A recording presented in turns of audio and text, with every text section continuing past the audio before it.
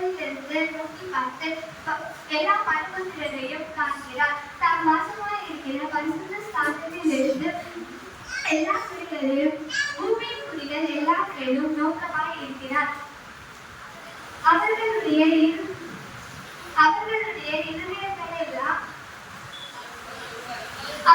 இருதயங்களை எல்லாம் அவள் உருவாக்கி அவர்களுடைய செயல்களை எல்லாம் நோக்கி பார்க்கிறார். எந்த ராஜாவும் தன் சேவையின் மிகுதியால் ரட்சிக்கப்பட்டார். சௌரியவானும் தன் பலத்தின் மிகுதியால் தப்பார். ரட்சிக்கிறதற்கு குதிரை இருந்தால் அது தன் மிகுந்த வீரியத்தால் தப்ப முடியாது. தமது பயந்து தமது கிருபைக்கு காத்திருக்கிறவர்களை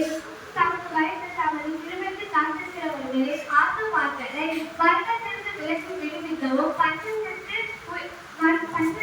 அவர்கள் உயிரோடு காக்கவும் கர்த்தருடைய அவர்களுக்கு நோக்கமாய் இருக்கிறது. நம்முடைய ஆத்துமா கர்த்தர் மேல் நம்பிக்கையாய் இருக்கிறது.